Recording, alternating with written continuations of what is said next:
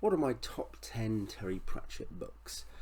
I have read, I think I worked out all but 5 of his novels, which means I've read approximately 43, 44, 50, or sorry, 49, 50 of his books, I think. 51, in fact, including The Carpet People. So I've not read 5 of his novels, and I've not read a few short stories, because there's some collections of his old newspaper short stories which I've only read some from. I read these over the period of the last 25 years, I guess, and I'm a massive Pratchett fan. I'm rereading Discworld at the moment, though I'm not super far into my reread.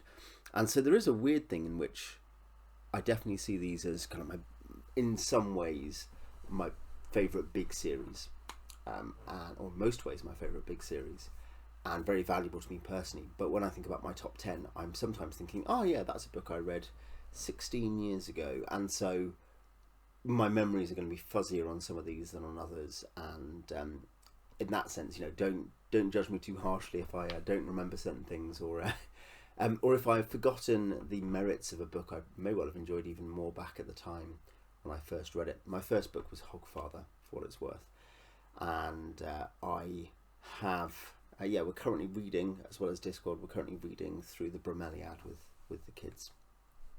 So I've got an honorary mention. I've got 10 plus the honorary mention. Honorary mention is Snuff. Snuff is the 39th Discworld book, I think. It is the last Guards book. It is where I think it's Sam Vimes helping out elves out in the countryside. There's a good Paul Kidby illustration of Vimes there, typically good. And it's not only mentioned because this probably isn't in the top 20 Discworld books or Pratchett books, but this is one of my favourite Pratchett books, and just a valuable to me, important to me kind of book, because of how obviously personal it is, the way in which he presents the parental relationship, in this case with Sam, with his son, young Sam, and it's very precious, emotional, gentle, and sincere. And there's a sense perhaps in which a man who was not very far from death at that point, a couple of years off, was reflecting on his own, having been a parent, having a daughter. And that was, or has always been, that was something that really impressed me about it. There are issues, like it is the first novel, I think, to suffer from what I call, or what I've kind of considered the voice assistance disease, where stuff gets punctuated. Basically, jokes don't work because of the punctuation, or because of very minor things which would normally be picked up by Pratchett when he's writing, and his editors would then kind of polish, whereas here he's dictating it, and then the editors are not necessarily clocking what the issues are because they're not the comedians. But yeah, Snuff is good. I just wanted to make sure that I got it in there in some way. Number 10, this is not an honorary mention, but almost might be, and in one way it will be further down the list if I were just to pile in Discworld books I'm very, very affectionate about into it. But this is nonetheless one of my favourite Pratchett books.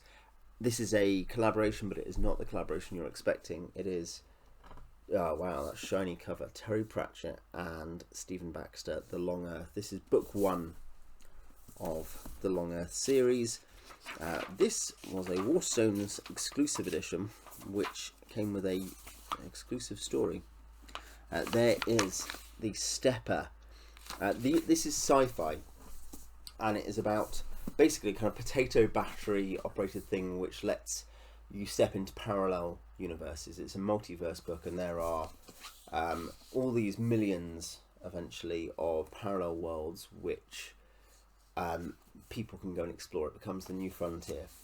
The Earth becomes long, and the other books in the series, there's the Long War, there's I think there's 5 of them: the Long War, the Long Mars, the Long Utopia, and another one. And this is exploring different things, the Long Mars being where it is found that you can get to Mars more easily from one of these parallel worlds where the Earth is blown up and there's an asteroid field there, so there's lower gravity. So the issues of escaping Earth's gravity and indeed the circle of the moon are much less expensive. But yeah, the basic idea is that, and it's high idea sci-fi in terms of the things that are explored. How is space travel affected by it? How are politics affected by it? Are there other sentient species out there, and how do you deal with them? But also, what if people can just disappear? Keep just stepping away.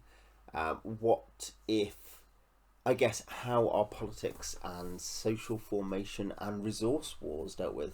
Because resources logically aren't really a problem anymore. And so answers lots of these issues, and it's very clever. It has some good, memorable characters, Joshua and Lobsang particularly.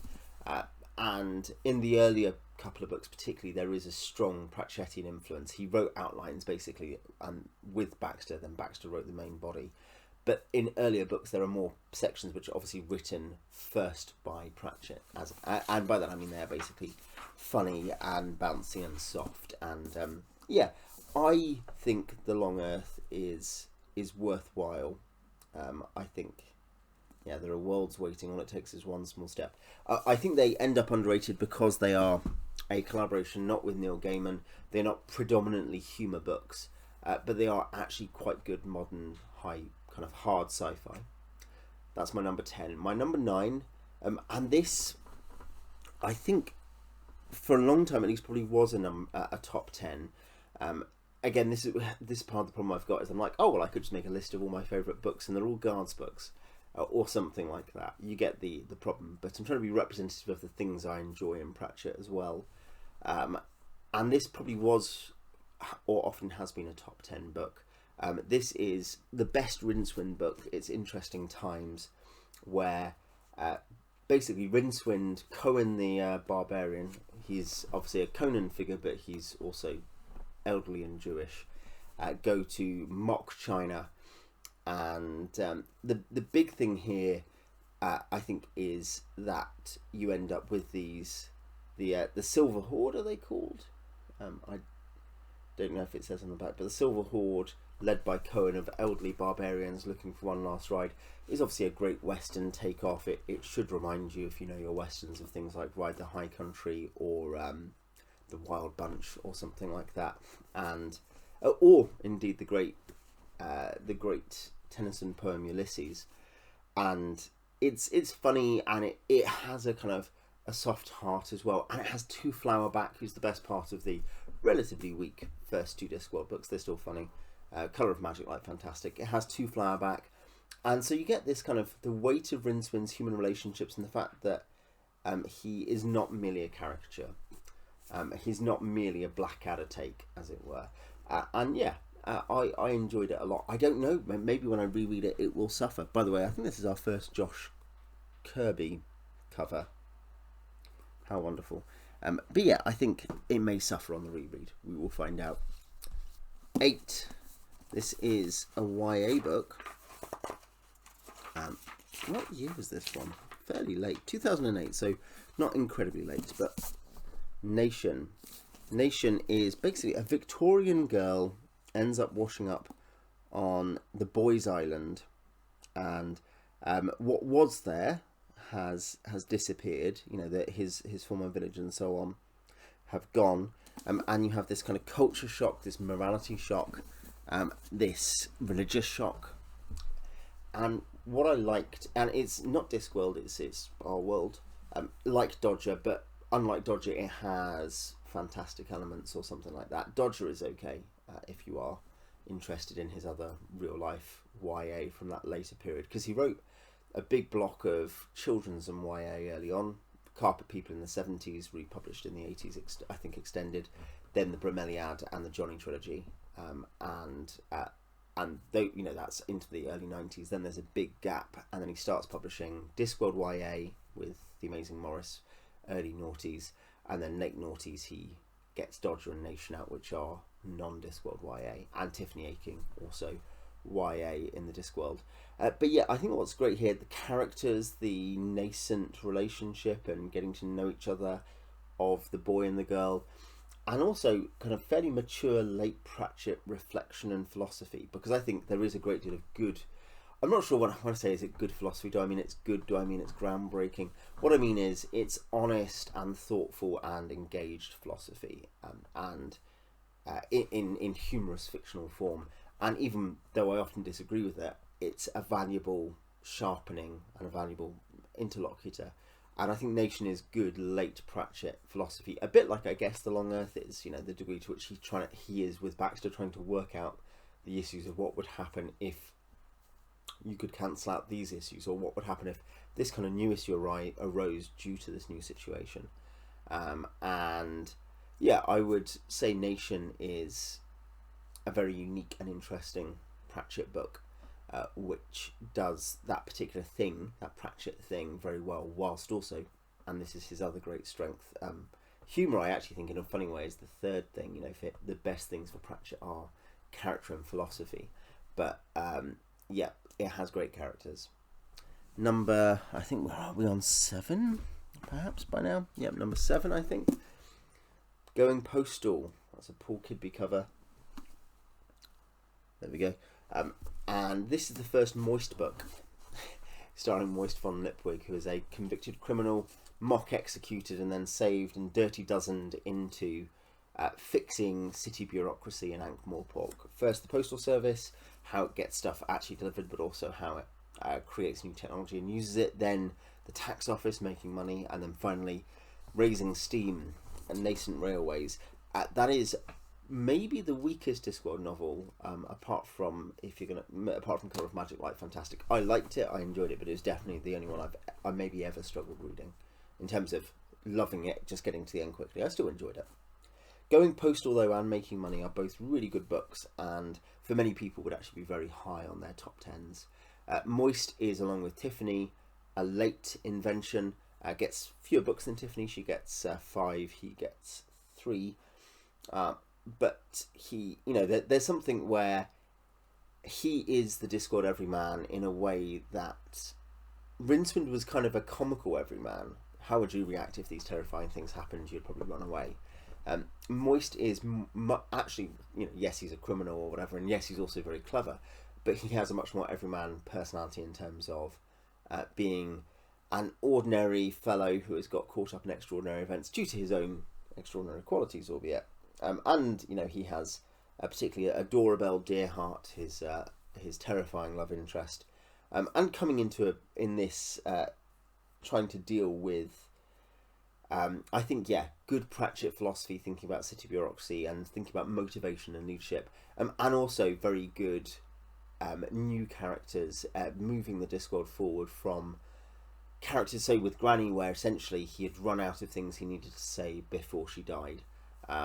And Vimes, obviously there's, though Vimes is his most important character perhaps, with Vimes certainly there's something where the stories change and he stops doing Ankh-Morpork stories is a big thing in Vimes. In fact, is it the last 3 Watch books aren't in Ankh-Morpork chiefly, I think, apart from Night Watch. I'm not sure if that's 3 of the last 4 at least are not in Ankh-Morpork. But Going Postal can go back there and give us a different perspective on the city from a different point of view where there's space to grow. And it's a triumph, absolutely. Next, I think we're on 6 now. On the note of newer characters later on, here's Tiffany Aching, I Shall Wed Midnight. Nice Granny and... Granny, Tiffany and the Knack-Mack Feagles. Tiffany is a young girl, a tween or a preteen, perhaps, in the first book, The We Free Men, and then it goes Hatful of Sky, Wintersmith, I Shall Wed Midnight, and then finally Shepherd's Crown, the last Discworld book. And I Shall Wed Midnight is, the big thing has been that she refuses to wear witch's clothes until she's a grown-up, and then I Shall Wed Midnight, she says. And now it is time to wear midnight. And here, a big thing she does, and that is very different really, it kind of comes up in some witches stuff, Carpe Jugulum perhaps, and Lords and Ladies certainly in a different tone, but a strong theme of the Tiffany books, and which is surprising perhaps, but fits some YA tropes, is they're often fairly weird and Lovecraftian and freaky, not necessarily scary, but there are enemies who are spine-chilling, soft horror, rather than this guy's a corrupt bureaucrat or this guy's a weird cultist. But, you know, in a kind of comical way, these are more like existential forces of nature causing trouble. And she and her tiny allies, they're fighting Knack-Knack Feagles, have to deal with it. And she has this thing, the whole series is one where she's trying to deal with these, you know, the wonderfully brave and wonderfully troublemaking, awkward Knack-Knack Feagle, while usually there is some, here's a comparison, it's like Buffy, that basically these external issues are allegory for growing up.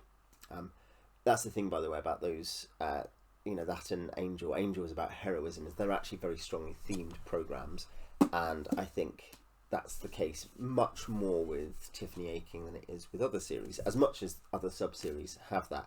And I Shall Wear Midnight, I think, is the moment where you have someone, you know, it's the point where she has to grow up and where she has to put things behind her and step into the role of being really a senior witch functionally.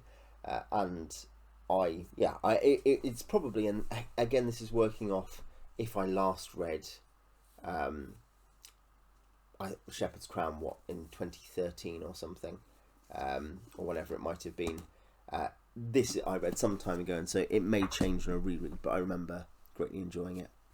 Number 5, Guards. I have reviewed this, and so I'll point you to that for more thoughts.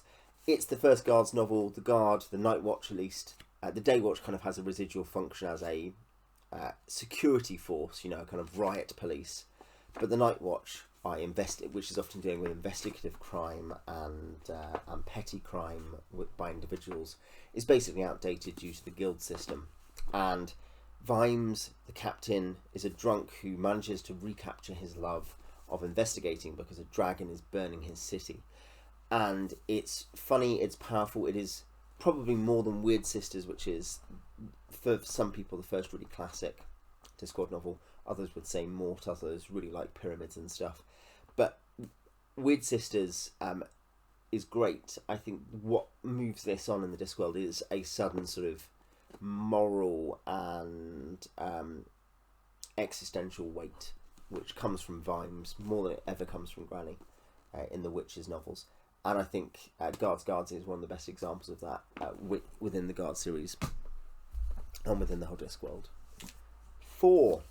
Well, this is a bind-up, technically. A really nice one. But yeah, Truckers. We're nearly finished Diggers.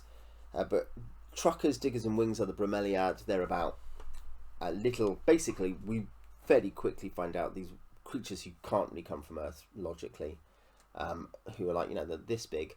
They're very quick. They live under the floorboards. They're called gnomes, and they have to move. There's a couple of enforced moves, basically, where they have to, just because humans cause them trouble, and they're trying to work out. You know, there's questions about going home, what home is, what safety would be like, and there's an issue of leadership. Masklin, the main character, and Grimmer, who is a very significant character through most of it, and in fact, in the second novel, is a major character through a large part of it as well.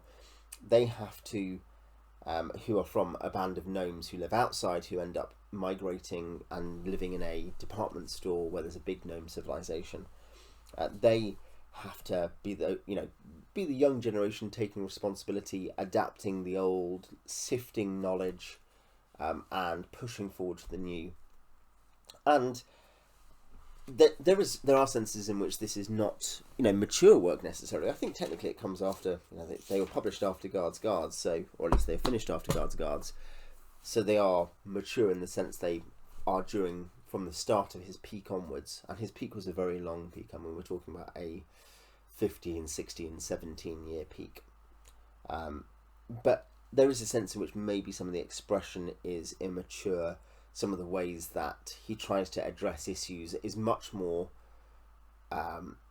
blunt than it will, and to its detriment blunt, in a way that it's a bit more careful and thoughtful in later YA books that he does. This is sort of older kids, older middle grade, I guess, technically.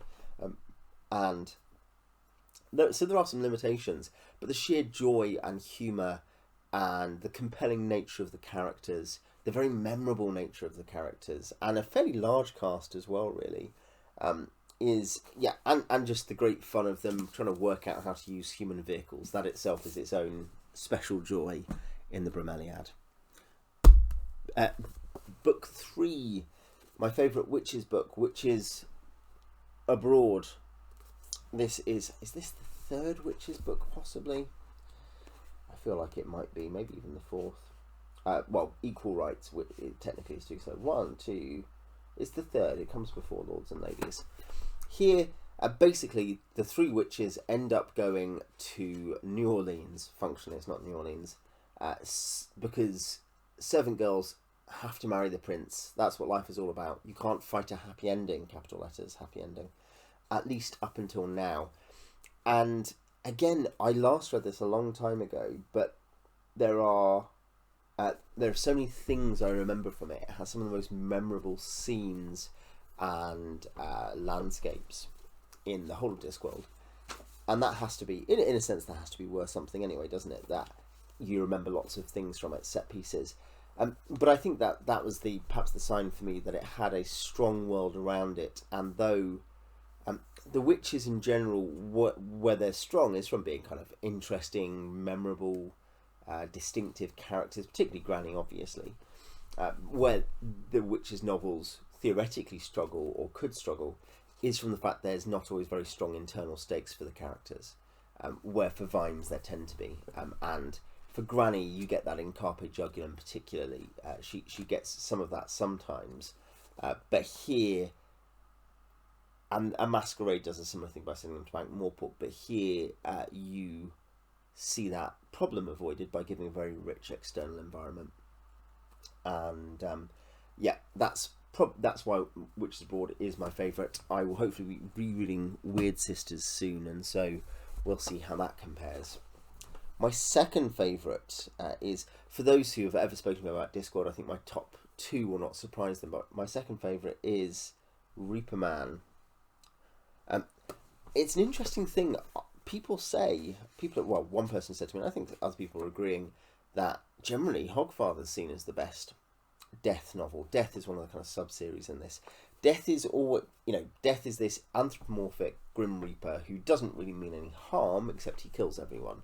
By that, really, he collects their souls and sends them off to wherever they're going to be going. It's not clear.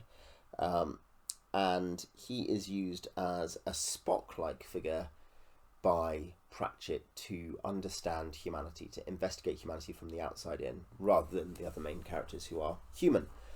And because he is rather a creation of the human subconscious. He is a Jungian archetype come to life rather than a person.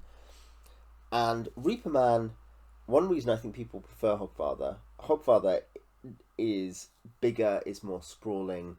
It has some amazingly memorable things, and that's something I've just complimented with Witches Abroad, and I compliment here as well. But I think for my reread of it, because I read it the first time I ever read Discworld was Hogfather, then I have reread it since, though not very, very recently. And I think there are issues where it's flabby, its pace lacks, and maybe another reread would correct me on that. But Reaper Man, from having read it twice, from those relatively few books I have already reread, 10 years ago or something, Reaper Man is relatively slim.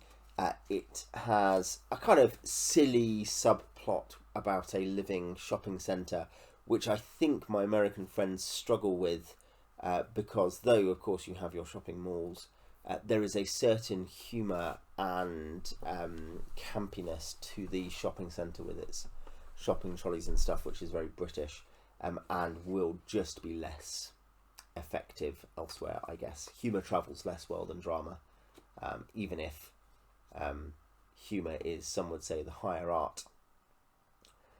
But the A-plot, the real A-plot, as in Death retiring off to the country, is consistently powerful, touching, beautiful, has maybe, for some people, the best Discworld moment ever, and it's an earned moment that comes out of everything else that happens in the story.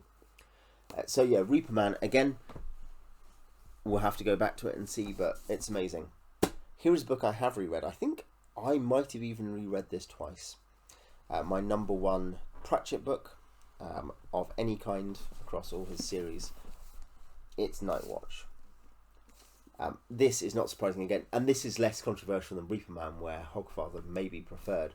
Night Watch is widely agreed to be Pratchett's best novel, and the reason it is his best novel, and possibly by not just a small margin but a large margin, it may be the thing that really marks him out, not just as a very good writer or a very enjoyable writer, but a genuinely great writer. And I think the rest of his work establishes that. But if you want a single demonstration, it is that he comes up with another essentially silly concept of his time travel.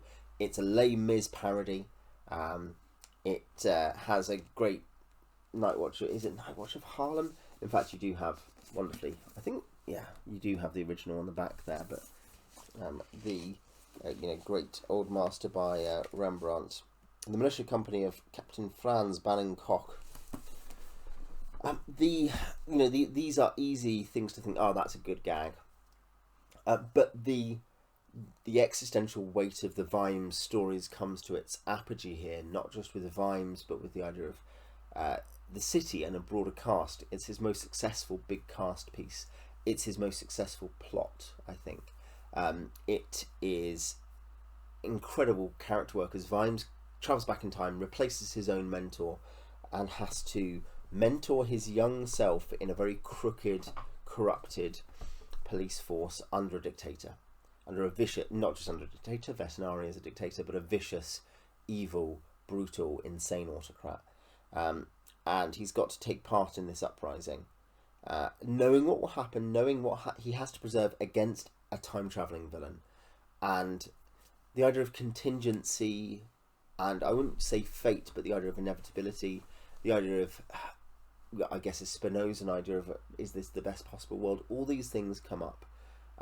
And so you have every cylinder firing, including humour. It's also marvellously funny, marvellously moving, marvellously clever, very exciting. And so when I say, it might be, he's already a great writer, but this might be a significant margin above the rest of his books, that's to say that it really is a very, very good book indeed, and I think one of the best books I've ever read. So yeah, that is my top 10. What are your favourite Pratchett books? I mean, if it's just Discworld, just give me a Discworld list. But especially if you read more broadly, what are the kind of forgotten gems of the Pratchett oeuvre that you really enjoy? I'd love you to tell me in the comments. Till next time.